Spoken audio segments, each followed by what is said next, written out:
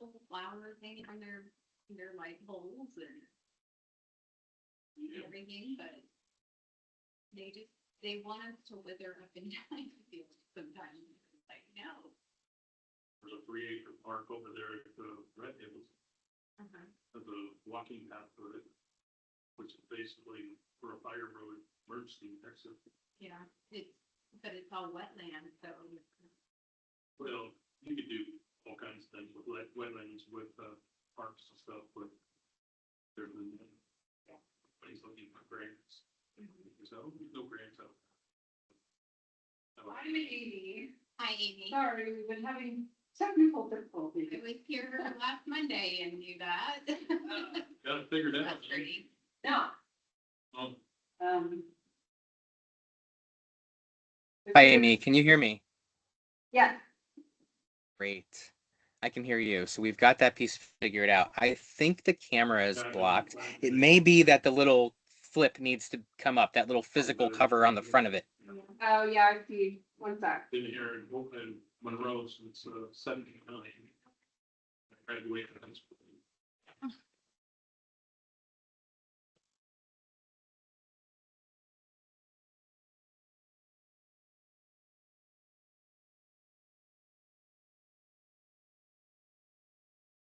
Are you still there, Amy? Yeah. Okay, perfect.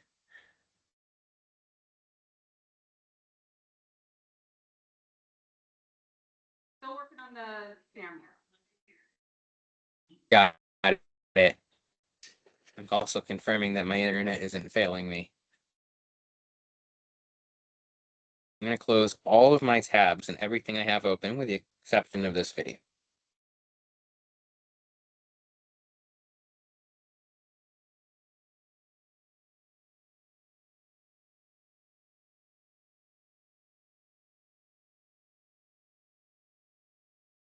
Okay, I can see the room. Perfect.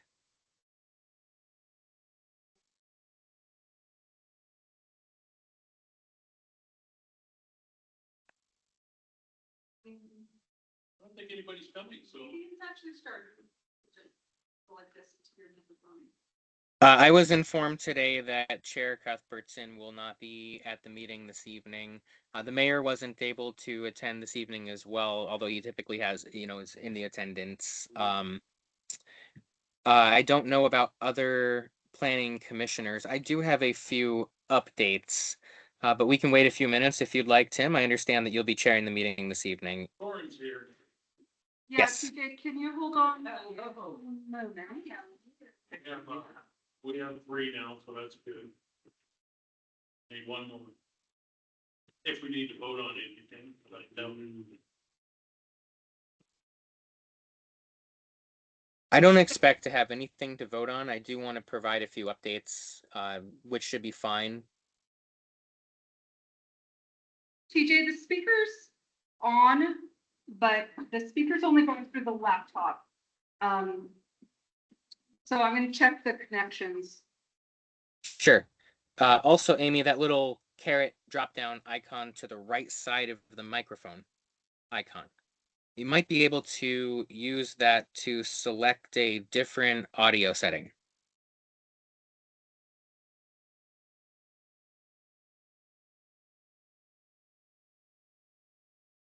Are you there? Yes, I am. Did that work? I'm guessing not. Say something again, Something. please.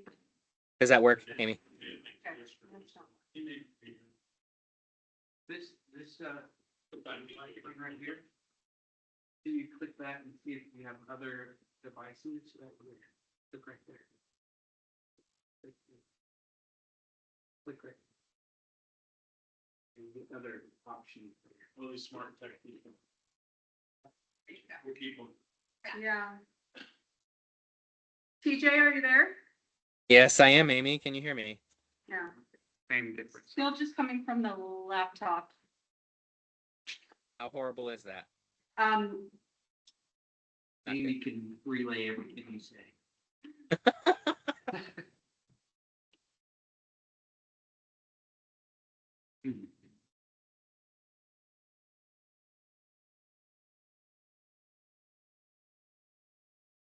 plug and replug. Y'all can move up a chair too. If no, I'm kidding. It's Amy. Are you certain Oh, that yeah, other look one's at not that. working? That guy Hey, right did it there, work? this Dell speaker. I sounded way too excited for it not to have worked. Yay! All right, great. Now you're too loud. That's the story of my life right there. So we got 3 here. Were you thinking that might be that? What about Preston? I don't know if Preston will be present. I had expected him. The only person who had told me they wouldn't be present with Fred was Fred, but I know there's several folks who have other things going on at the moment. So Tim, you're leading the show tonight. With your blessing, I'd like to be able to move forward with some updates. I don't expect to ask the commission to vote on anything or deliberate any particular case at all. If we're not voting, let's just get started. And we'll, Yeah, somebody comes in, we'll catch them up. Yes, sir. All right. It's me to get up, but.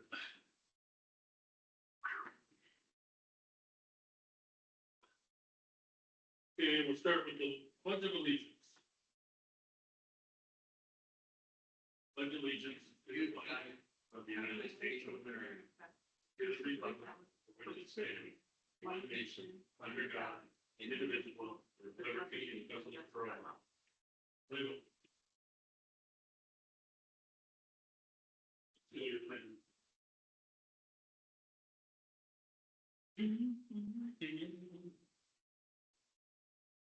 And for the benefit of everyone, I'll go ahead and pull up an agenda and share it up on the screen here. Give me one moment. Take 2 moments. Appreciate it, because my internet's gonna need it. Oh, we're missing Linda tonight.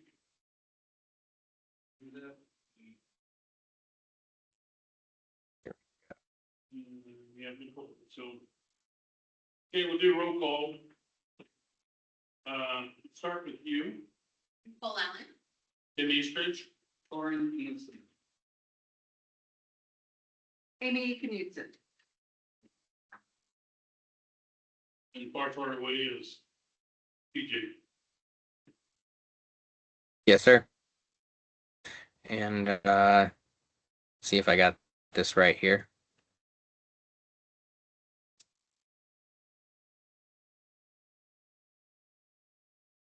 All right. You should all be able to see my screen at this point. There's nobody in the audience for public comment, so. Commissioner comments.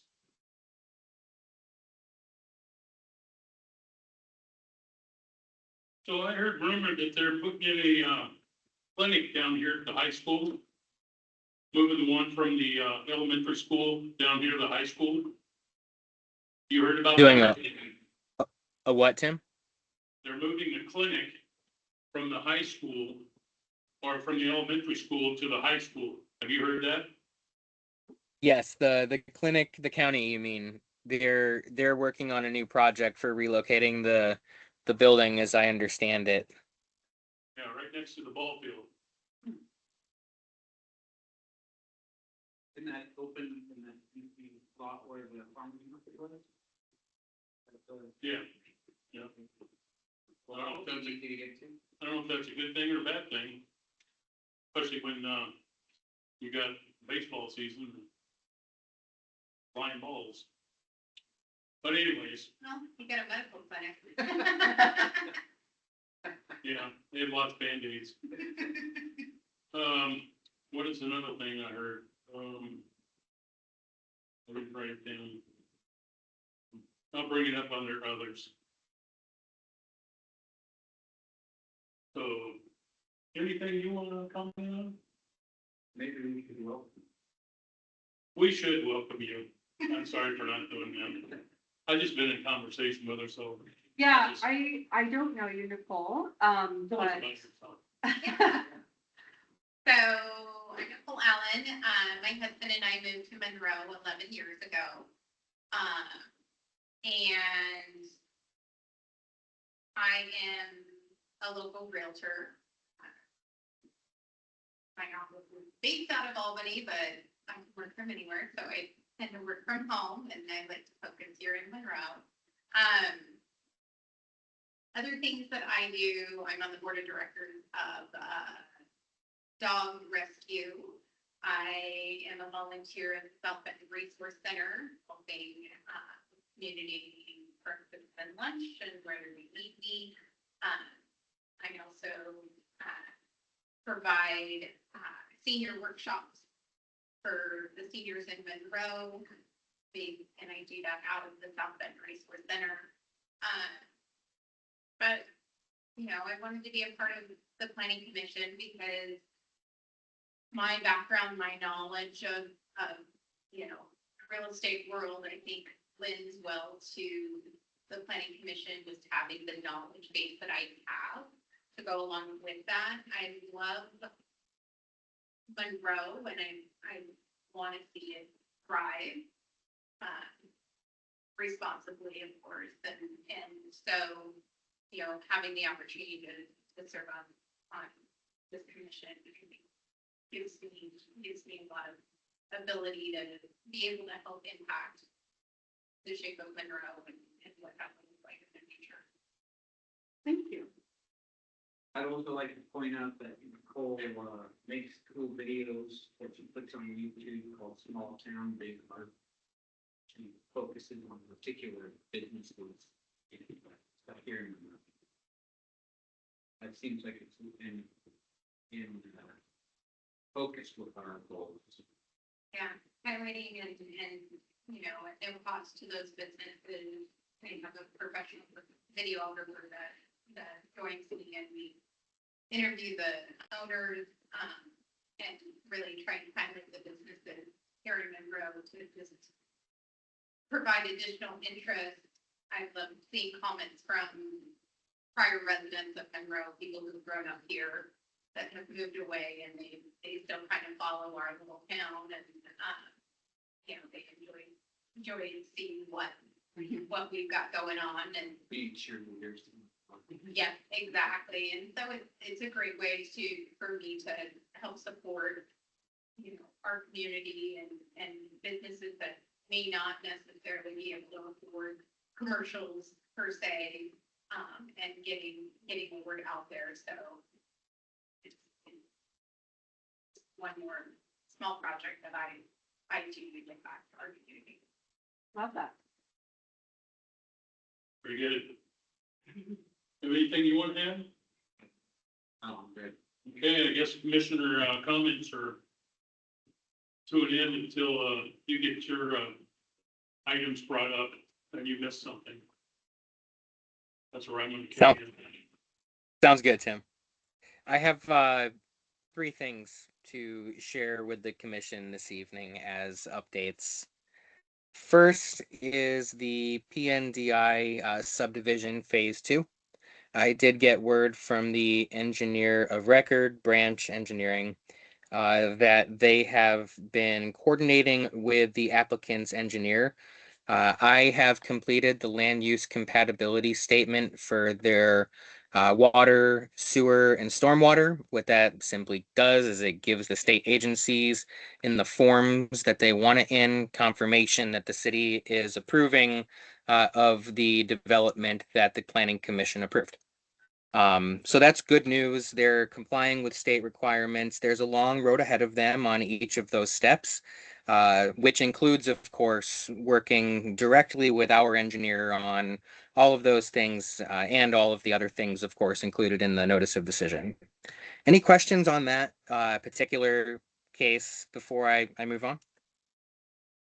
I was wondering if there was an idea of a timeline for when that revised design would be submitted to the commission. Yeah, that's a great question. So they have 2 years to complete the project according to the conditions of approval. you'll let them get through their process over the next several months. There's a big, like I said, a long road ahead. I would, if I had a crystal ball, maybe guess this time next year. Are they going to be, moving ground soon over there? As far as. My understanding, yeah, I believe. Okay, Just grading and prepping. right. And where are they taking? They have- grading? Where are they taking grading from? We ever pick a spot that's grades coming from? You mean You know elevation what I'm point? talking about? It's like the Yes. corner of, Main and Seventh might be the zero grade for building. Yeah. Is that the spot? Or where is it? So we know that they have to follow base flood elevation. What are you talking about though, in terms of like what elevation level you're talking about exactly, Tim? Well, we should have a baseline grade somewhere, shouldn't we, for building? And everything is kind of pitched off of that. As far as roads and sewer and all the rest of this fun Yeah. building stuff. So this is all standard engineer practice. This developer has a competent engineer on board. I'm looking at our development code right here. And one of the things it does discuss, of course, is elevation in relation to mean sea level of flood proofing in any structure, lowest floor of basement in all structures. Really talking about base flood elevation. These are things that an engineer has to provide in their engineer drawings. Me not being an engineer, I do not receive those. Our engineer of record, who is on contract to review those things, completes their review, and that number is agreed upon per our code. This isn't something I've really dug into deeply, but that is essentially how it works. But I don't know that number. I don't know exactly what it is, like offhand. Well, I've been asking this question for many years now, because like you said, if somebody decides to build a basement up there, all the sewer's gonna have to go deeper. Correct, or they're gonna have to have a pump. Or something. Yep. So how come we don't have a base area for builders to come and figure things out from? Well, Tim, it really is based on the engineer who looks at it. And let's say it were a home that was trying to build a basement. The engineer would be responsible for noting the discrepancy in that condition or that situation that you're hypothesizing here. That is their job. Well, it is There- their job, but we seem to always get, we always get to seem to take the fall for everything that happens after the fact. So once in a while, I'd like to be ahead of schedule on some of this stuff. I can appreciate that, Tim.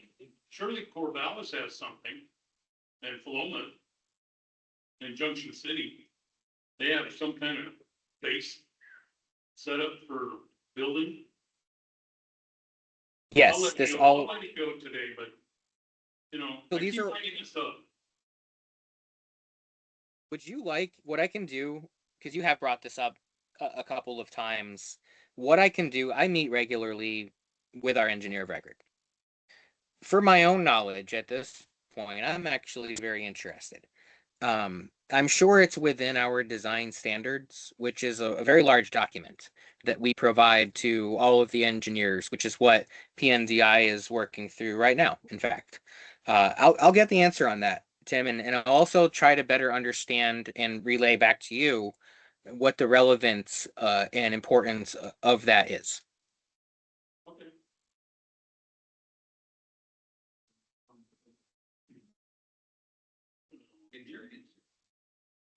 Okay.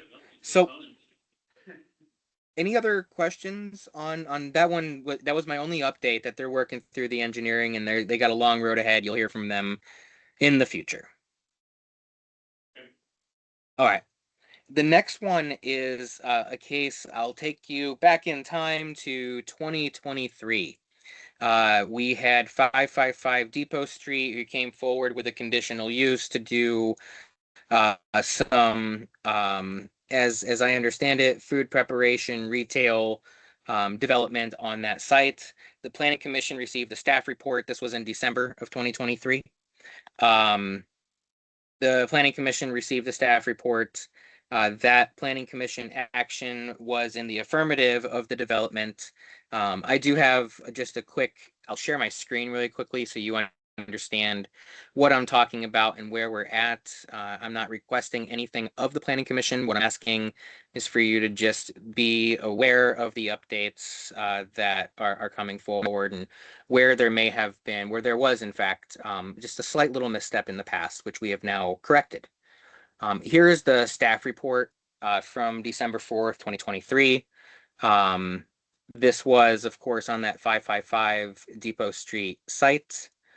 This was a conditional use permit for which the Planning Commission determined it may only apply to the current owner. And it is my understanding that the site may not, in fact, be transferred, and the partition that has been passed as of this past year may or may not be finalized in the future. My understanding currently is that the applicant would like to move forward. In fact, with this approved conditional use permit as the existing and that current owner at the time. As I was reading through this project, then we provided a lot of background, which is wonderful. The background helps us understand when the property was purchased, when it was leased, what the leasee would be able to do, talking about propane and the sale of propane. A lot of information here, right? That's I think important probably for definitely the operation of the site. So really the narrative just says that the applicant DMLC made the application to the Planning Commission for this conditional use permit for their leasee to allow commercial activities in the front building. And so on and so forth. There were a number of criteria for decision that were included here. These kind of start here, section A, really talking about the Riverfront District overlay specifically,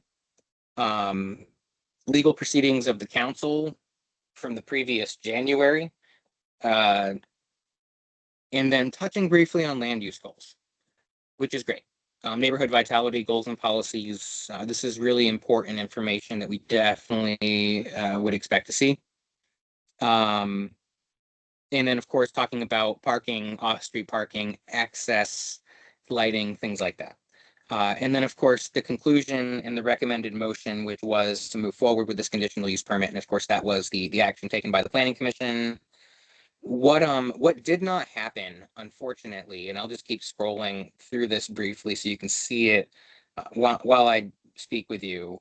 What happened briefly is that there was this application, there was the Planning Commission meeting and the decision, but what did not go out was the notice of decision, which is what the applicant needs to move forward with the building process at the county level. In addition to that, as I look through it, there were just several pieces of the conditions of approval that weren't there, that you would want to see and expect to see in such a development. And then, of course, they did include their narrative as an addendum there. And the fire chief, of course, provided his inspection report. But what I wanted to make sure you were aware of here, let me just see if I can, I may have to stop sharing in order to do this. What I've provided for this applicant, and I'm awaiting his response, is just the notice of decision that I have provided subsequently. So, 2.5 years later.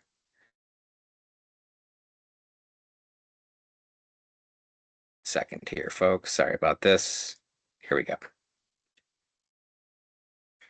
And we're on. So what you have here, this is in draft format. I'm awaiting the applicant's review. I want to give them the ability to refine what they intend and mean by these pieces here. but the date that I sent this off was the 23rd. They're still thinking it over and looking it over with their team. What I did is I just referenced the date of decision being December 4th, and then provided the date, and this will be updated once we have a discussion. But what I've included is just a lot of more nuance and detail than was included with especially the conditions of approval. So approved uses, approved structures and site plan, we want to make sure that they're sticking to that site plan that they presented to you, or we'll need to come back to the planning commission if there are significant changes to that, and we will be the ones to determine whether that's significant or not. Approved uses by area, noting clearly that residential use was not approved. And then of course discussing limitations on expansion, non-conforming use status, and also ensuring that all building and development permits are in compliance with county and state standards. All of this is boilerplate standard stuff you'd expect to see: parking and access, environmental compliance, several pieces that I wanted to be sure were included in the notice of decision when it goes out to the applicant. So they're still looking for, I wanted you to simply be aware that they now have that final piece in order to move forward with the county with building plans. Pretty straightforward, just kind of for them, something they didn't realize they were missing until now. How do we fix this so these little things don't keep happening? It's like Benton County, we approve this and it goes back to Benton County. Benton County does whatever they do. Does the city ever hear back from the county about approval and items that were approved? Yes, absolutely. I And maintain that- good that was communication done with the under county on our Steve? developments. Was that done under Yes. Steve too? Oh, yes, that was 2023. So this is yet one more of these projects that, yes, Steve had processed. This was 2023. And like I said, I just wanted to make sure we included the important pieces from the city's perspective and get them the notice of decision, which they were missing.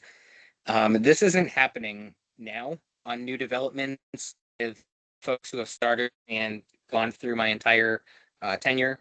I assure you.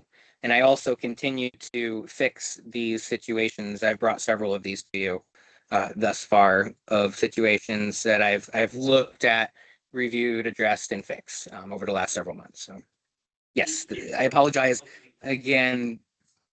Go ahead. Are these fixes going to be available for the next city manager down the road? Or are they gonna be able to just kind of sidestep and not approve stuff, or just brush it off? No. So you have to follow these rules whether you want to or not. These are things that Steve should have done, that the city is responsible for doing. My job is to execute my duty. And I expect that anybody sitting in this role would do the same. That isn't what happened in the past. And I think that council is particularly well aware of that, because it touches on a lot of areas of the city and not just the planning commission. I think I'm gonna echo Tim's concern, which is just maybe as we move forward, we should, as part of our education too, because we're a part of the accountability matrix of confirming that particular processes are followed by the administrator that we are not aware of and that we did not make him accountable, that we were not double checking or confirming that he did his job. So there's gotta be, we gotta add pieces of the puzzle in here so that where there's a checklist that something goes through so that our decisions are properly following the process. So maybe the mayor or the planning commission president or maybe the council president should sign off on it. Just saying that, yeah, okay, great, it's done. Because right now, It's you know, just we put a lot of effort into it. It's just, we just have to trust that it happens. there's no way. Let me be clear that these issues, I mean, I'm talking about close to a dozen, are things that have come from 2-3 years in the past sit on my lap now. And I become aware of the fact that these pieces are missing because I know what pieces have not been completed. That is the most important step. But I've also created checklists and I use a project management tool to make sure that I'm following those. I'm working with the applicants. I'm working directly with our mayor and with the planning commission as well. The important thing is that we create a system for you all to know what the steps are, so that you can guide your next folk and, planning commissioner, Yeah. city administrator in the future. Yeah, I think that's, just to be clear, we're not saying that you're not doing it. What we're just saying. Of is course. that we just don't have the visibility or in any way the education to know, Checks and balances. to know how to be a part of that and to help, to assist in that, to make sure that in the future. Of we course. don't fall into the same thing that we did with Steve. We're nervous about the future.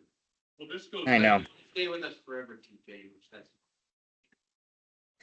I appreciate how you're feeling. I do. This goes back to the comprehensive plan when it was finalized or not. Because it I know. didn't get sent to the state. And we didn't find that out until you come on board. I've So- delivered you all the fun news. I know. We're not attacking you at all. It's just. I know you're not. I know you're There not. be Ken, some at all. kind of checks and balances that would make sure all this gets finalized. To just take more pressure off of you. Oh, you're right. You're absolutely right, sir. And I don't take it in that way at all.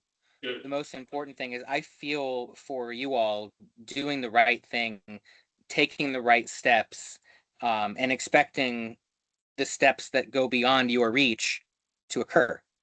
And in many cases, they didn't. And I really do feel for the council and the planning commission, even though I'm having to fix it. And I talked to the community about this as well. There are applicants who are on the other end of these delays and issues, and I have to work with them as well.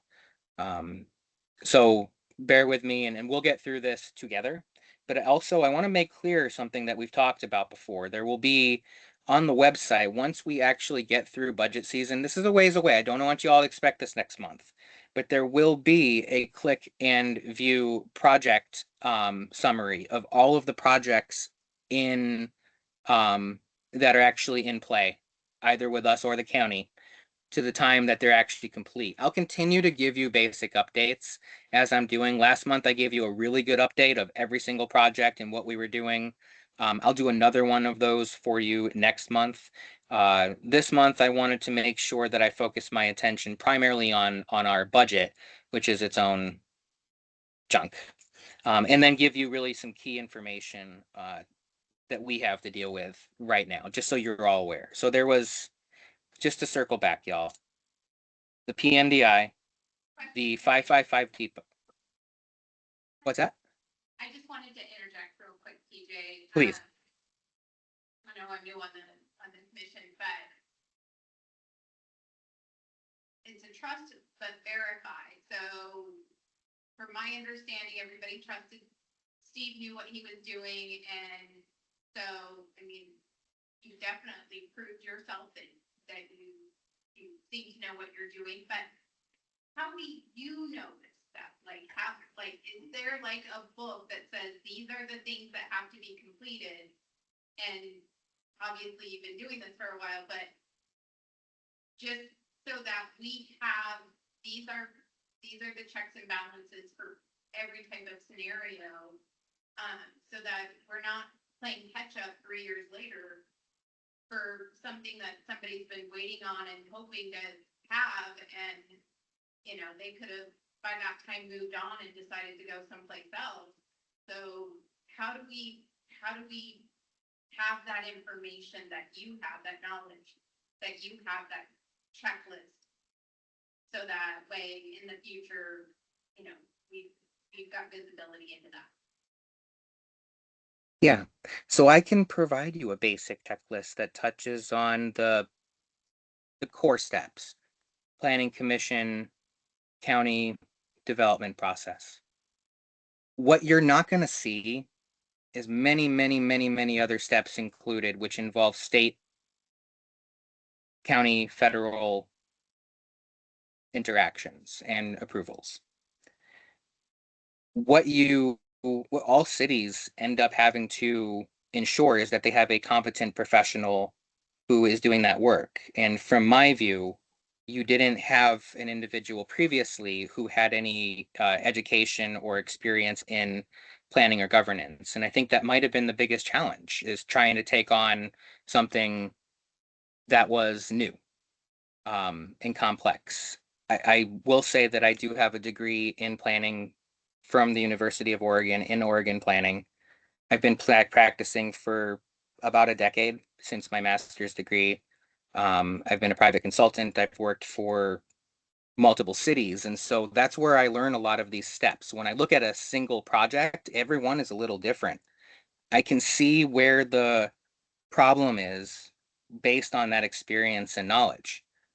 And as a planning commission, you're never going to have a list long enough. You're never going to have a piece of paper long enough to include all of the potential checkboxes, especially when it comes to something like a 20-something unit development or a large industrial project or commercial project.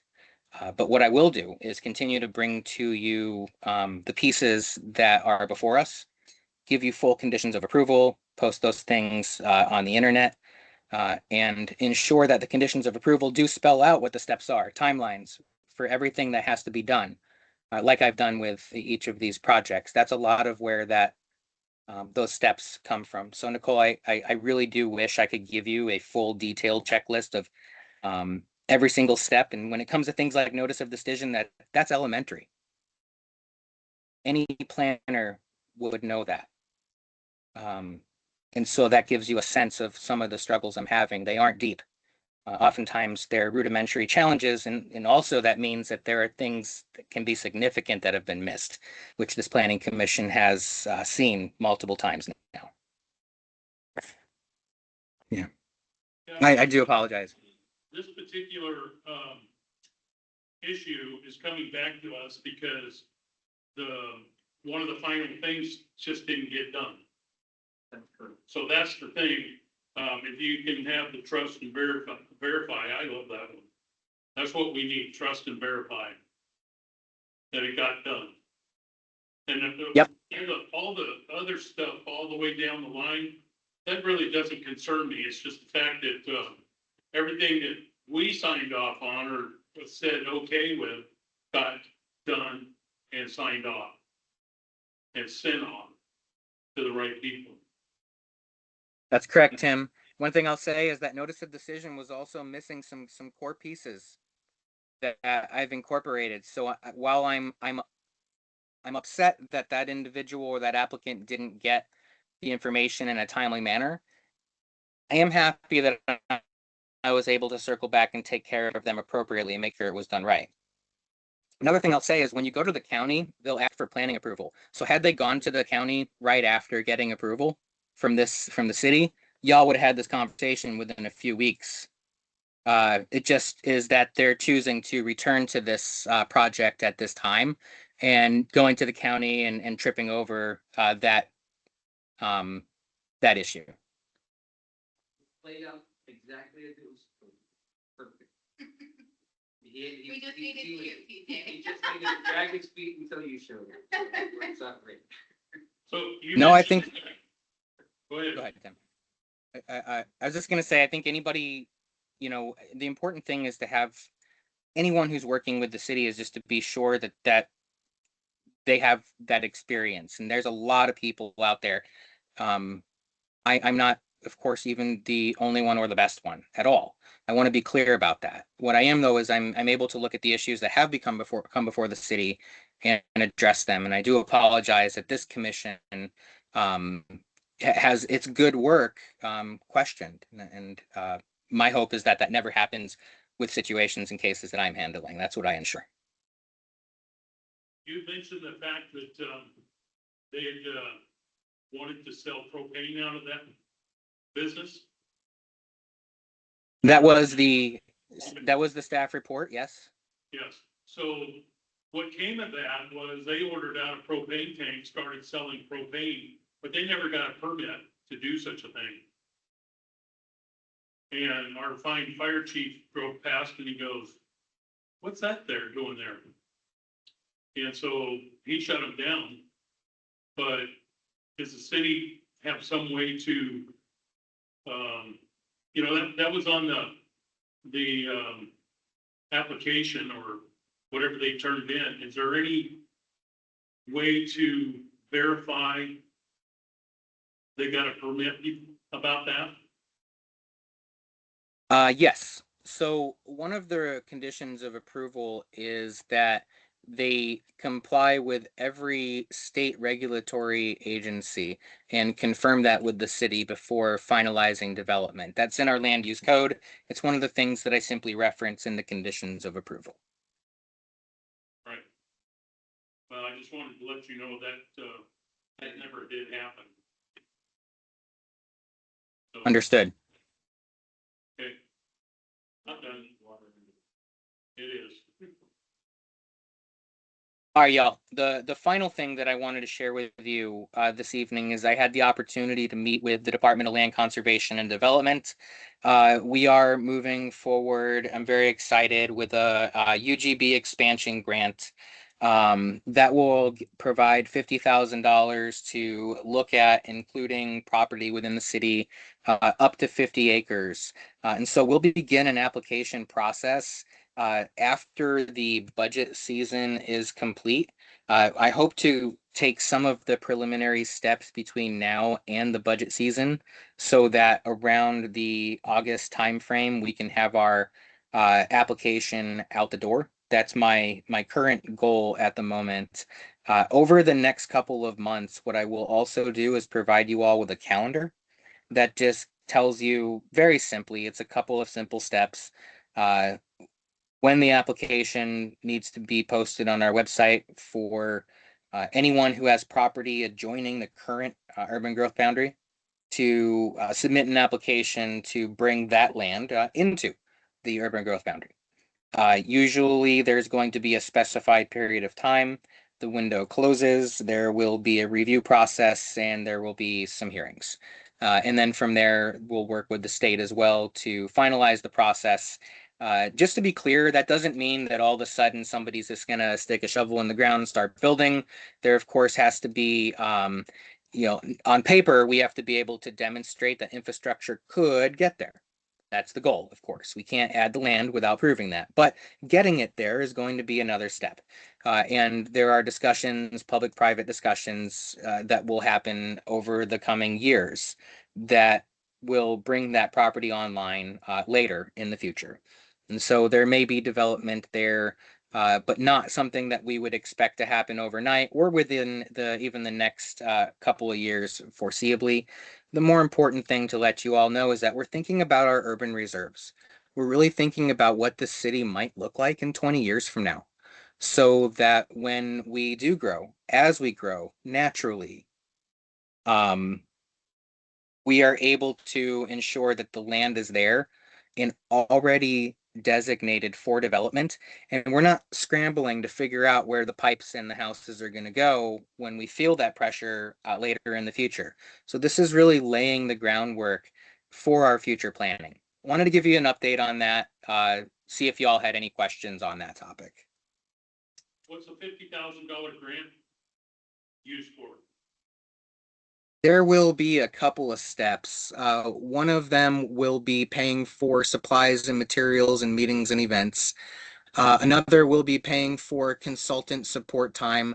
We'll be bringing on a consultant who will be helping me with a number of tasks associated with this. And then also preparing some findings. That $50,000 really is a low budget, to be honest, because a lot of our work is happening in-house with the guidance of the state, which is the nice piece. So there's some technical assistance associated with this as well. That 50,000 is earmarked in the budget for this sole purpose. Yes, that is correct. And this land you're talking about right now, is that just anywhere or something specific? It can be anywhere that currently touches the urban growth boundary. And you're talking 50 acres.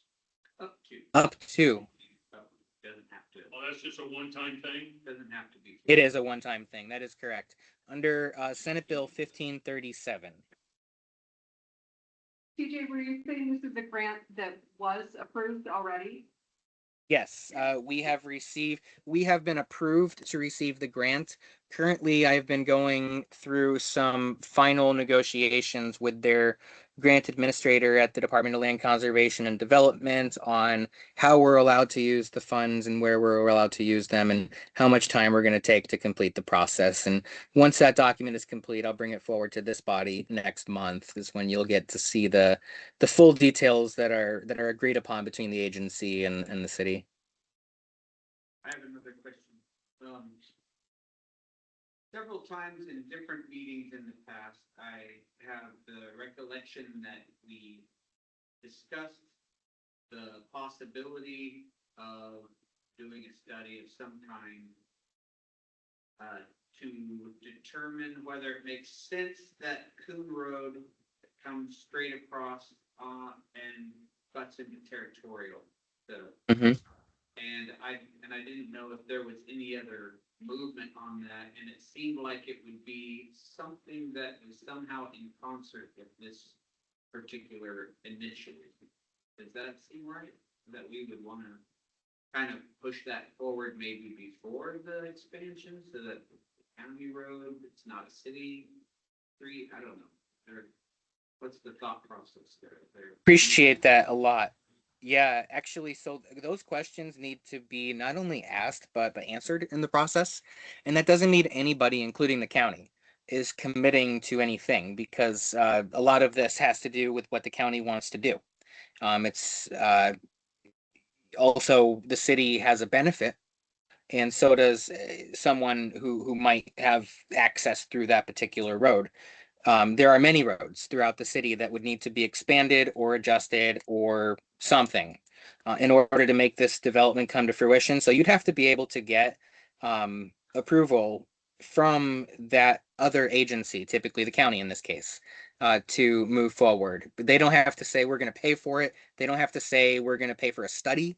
And it may be that that study is either privately or publicly funded, because it may actually be that the private entity wants to move much quicker than the public entity has the budget or time frame for. Well, does it, I mean, as long as you're kind of aware that that was an idea that seemed like it was in accord with this future urban growth boundary expansion, that there would be an obvious benefit and a safety benefit. We have a real awkward traffic pattern already with a lot of traffic coming in on that corner right by Nicole's house. Yeah. So what does that mean for the people that are on that corner then? Well, the idea would be that it would that road would still be there. So the road would still be there. It would just be extending Coon down just straight across that field into territorial, so that there'd be probably a stop sign or something, so that people could still traverse the way they normally do. But that hopefully it would take some of the traffic pressure off and definitely speed people who are speeding through it. Need more egress. And then it would be, you can get people, you can get fire into the school a lot easier, and also to those southern portions of the Red Hills and any additional development. So when this takes place, we're gonna want to do more than 5 acres. We're gonna try and get 50 acres involved. Especially Yes. this one-time thing. Go for the gold. Go for the gold. There are a few pieces. So there's a couple of thresholds y'all should be aware of. 50 acres is what we're shooting for, because then we get the most potential development for future reserves. But if you go above that first 15 acres, that's the smaller threshold. So between 15 and 50 acres, you have to do a larger, more drawn out process. And that includes things like infrastructure, like the stuff you're talking about right here. If you go 15 acres or lower, it's an easier process, more straightforward and a lot quicker. Um, we'll talk about those decision points when we get to the next meetings where we're actually going to start looking at calendar and requirements under 1537 and what the state's going to require us to look at. So if you have questions on this, please, I want to encourage you, first off, to check out Senate Bill 1537, passed in 2024, not 2025, as I was recently corrected on. And secondly, and that's on the OLIS, the Oregon Legislative Information System. So you can look that up, SB 1537 on the OLIS. And there are several drop downs there where you can actually look. Hold on a second. Let me just show you something really quick.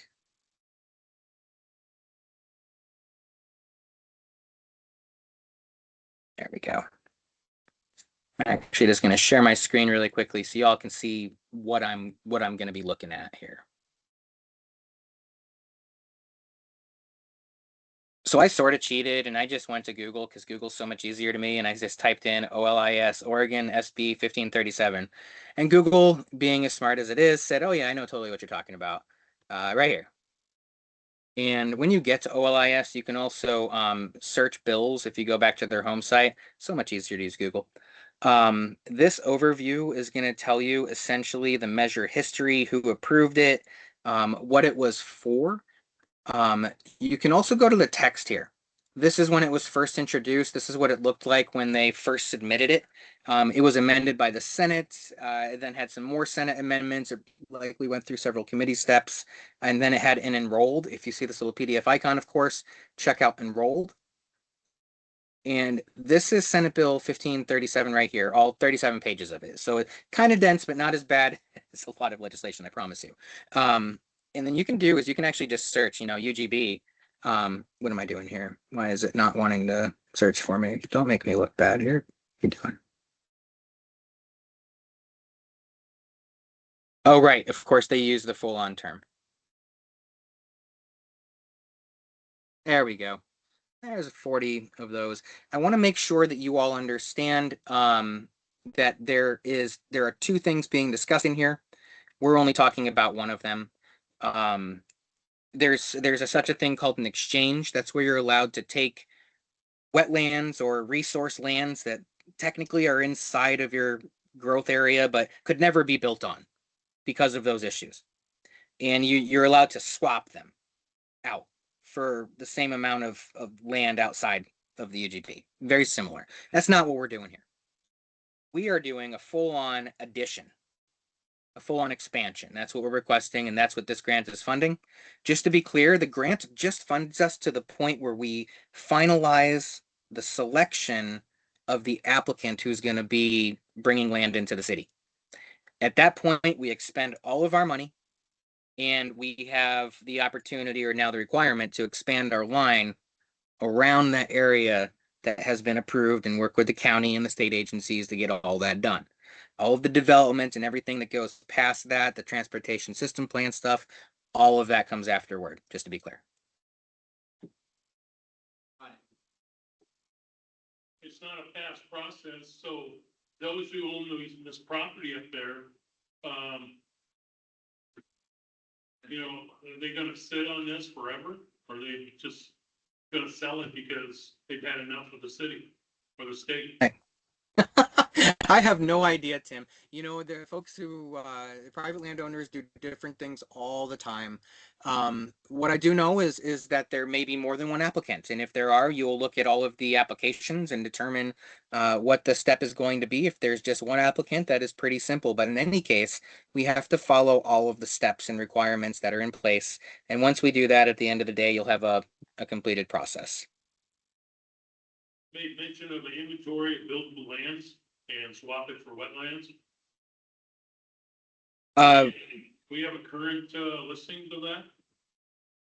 Of our resource lands, we know where our wetlands are. We haven't calculated or quantified them as acreage because there hasn't been a project or a need to do that. Those cities that are choosing to take the swap instead of the expansion, under Senate Bill 1537. They're doing such calculations, but I have no idea in terms of total acreage exactly what there would be. But yeah, we identify those with each property, and some properties have a lot of them. So with all the building we've had on in this area, wetlands have probably changed. And every 5 years, you can have a updated wetlands inventory done. You knew that, right? So there are 3 wetland inventories. One's at the national level, and that moves at glacial speed. The second is at the state level. So you have the National Wetland Inventory, then you have the SWI, the State Wetland Inventory. Those overlap pretty significantly, but they also update a little quicker. And then you have a local wetland inventory, which we don't really have one to speak of much, because we haven't really delineated our wetlands and maintained that database for the public. Typically, folks deal with that when they come across it. And if it's truly wetland, at the national or state level, they can't mitigate it, as it were. But you do have developments like PNDI, for example. They went and they bought wetland mitigation credits. And what that does is it allows them to fill X amount of acres of wetland on their site.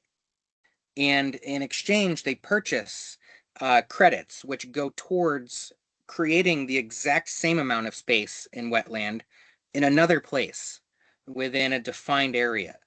And this is a very common process. You can purchase it by the acre. And then once you get the approval to do that, you can then fill in all your wetlands and you can move forward with your development. And that's actually what PNDI is in the process of doing right now. Those wetland mitigation credits where you can actually fill, those have a limited time frame to be able to complete the job. Does any of this wetland credits make sense to you? Because it sure doesn't to me. Sounds like government overreach.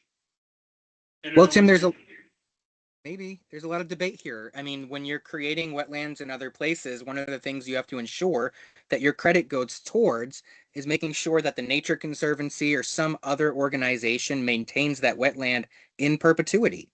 And one of the things I've always wondered as an academic is, does that always happen? And one thing, we do know that there are times where that can be a challenge. I think it does make sense, Tim, because what's the alternative? We need to be able to develop, right? I mean, there's DLCD, the Department of Land Conservation and Development. They're constantly trying to balance those two competing goals, especially like in Oregon, where we see we want to maintain the beauty of our state, but we also have, new people, new cities. So I think, Tim, it does make sense from my view. I think it's BS, but that's just me. Fair enough. Go ahead. Those are all my updates, and I don't know if y'all wanted to circle back to any of those, ask any follow-up questions. I'd like to know more about water sewer, what's going on with it. Water sewer. So water treatment plant upgrades are in the process. RFP will be out in the beginning, really in the next week or so. We just finished up our budget pieces, and so we have final steps to have Longtime Watershed Council and the Army Corps of Engineers review the request for proposal before it goes on to Oregon buys. And then it'll open up a window for engineers to come on and start to bid the upgrades that we know are going to need to be done to the water treatment plant. And then in addition to that, start to work on the design of the new water intake, which will be a requirement, of course, of the dam removal project.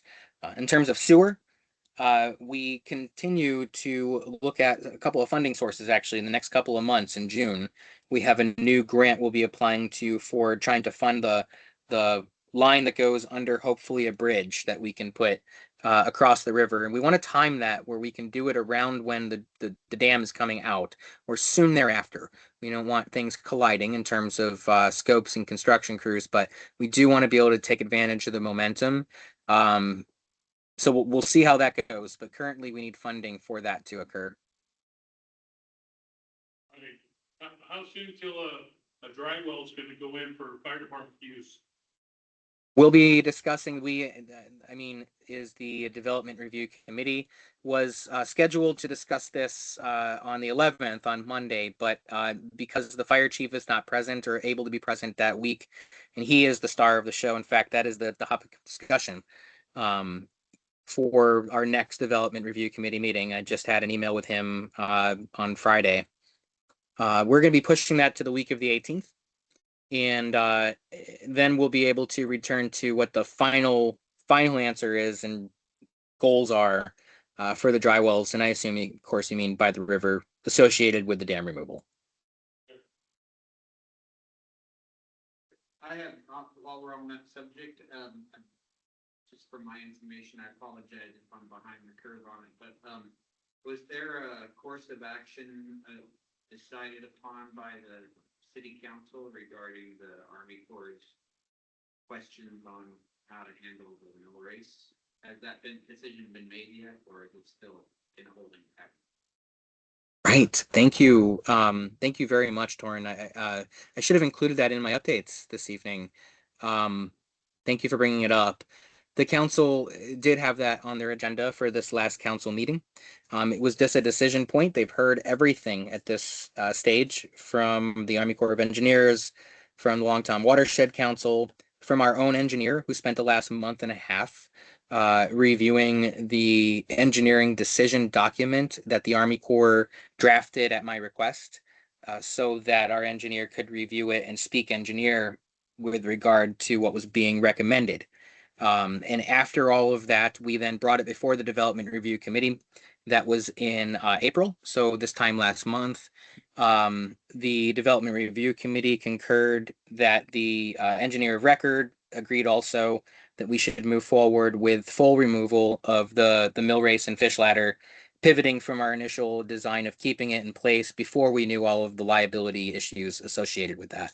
And so my recommendation was to move forward as recommended by the Army Corps of Engineers and the Longtom Watershed Council. The council had a pretty robust discussion. I really appreciated the questions they had. I think they, at the end of the day, they got all of the answers they truly needed from the community, although we do have some frequently asked questions we'll update on the website. All that is to say that they did approve removal of the mill race and fish ladder as the non-federal sponsor, and I immediately conveyed that to the Army Corps of Engineers, and that was the decision that allowed them to move to the next stage in their process, which is to begin designing and applying dates and dollar signs to all of the things that come forward, the trucks and the crews and the work that gets done. We expect them to mobilize in June or July of 2027. Yeah, I apologize. That was a big lift that I didn't share with you this evening. Thanks for the update. Yeah, absolutely. Thanks for the question.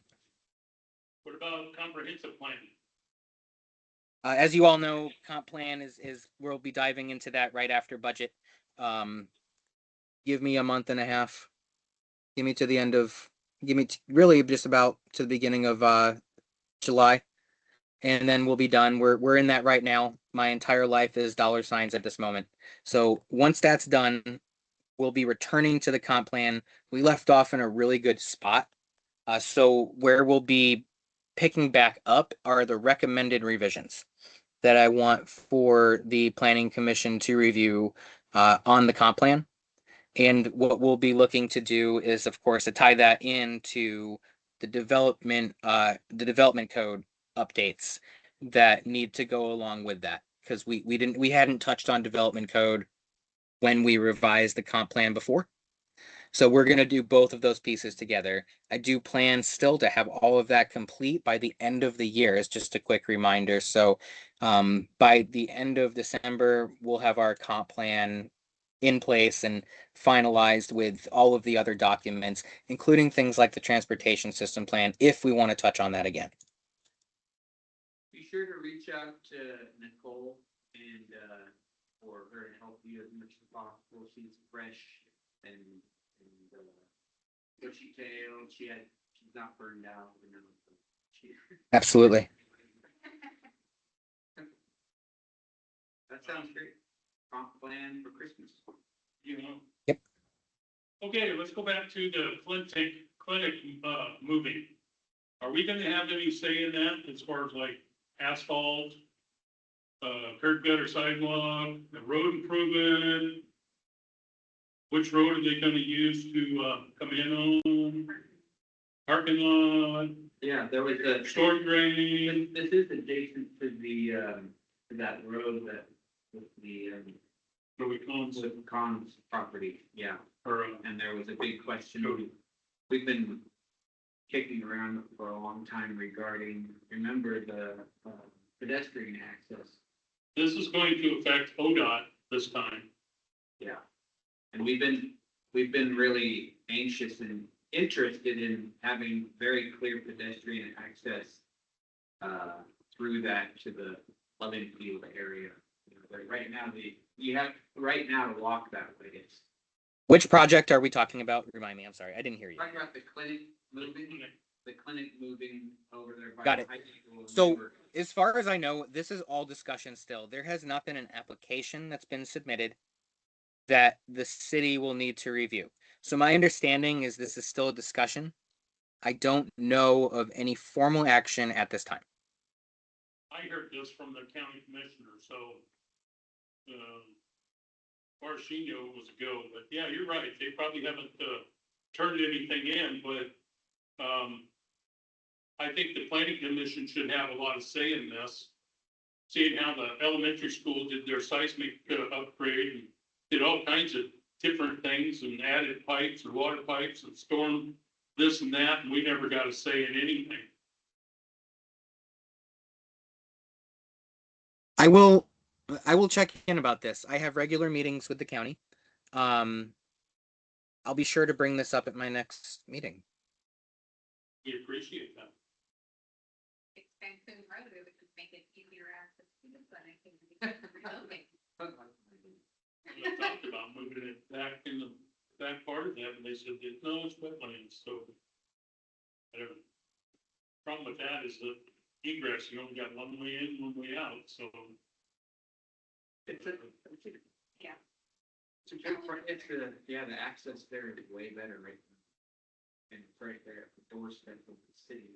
So Look good right there for our overlay. it's not good news for that great big tree. Probably gonna put in a modular or something. Do you guys know if have you heard a reason why they wanted to move it? Well, they were gonna close down Alc's clinic. That'll make it bigger, more capacity. You know, she wasn't real specific, but she was saying that was probably the place that they were gonna move it to. And. So not moving the clinic that's at the grade school. That would still stay there. No, No, it'll switch from there to there. build a new facility and it gets vacated. Oh, like grade school then, yeah. That's just That building. modular anyways. But there's not really a reason why. We don't know why they wanted to move it. Probably more capacity, more visual. Tim, I will touch base with the county. I'll get a better understanding of what the intent is and what's going on. I'll report back to the commission. It's good to stay aware of what's going on. Yep, Especially when absolutely. rumors start. That's the other thing. I will let you know what they say directly. Tim Easter is a rumor corrector. He listens to the Absolutely. rumors and corrects people as soon as he knows them. Thank you very much. All I got. All right. So guys, quick update for me. I am probably 3 to 4 more days away from arriving in Southwest Florida, where I will be with my mom for the next couple of months. I'm thankful that my wife is with me. She'll be helping significantly to help take care of my mother. Because of that, because I didn't fly there and I'm not there by myself, I will be coming off of my family leave, which I have been on for the past 6 weeks. I continue to work, of course, and get the really critical, important stuff done, like budget and these projects during this time. But I wanted to make you all aware, as I notified council last week as well, that I will be formally coming off of my leave and back to full time, of course, right in time for the budget. I'm expecting around this time next week, so the 11th would be my expectation.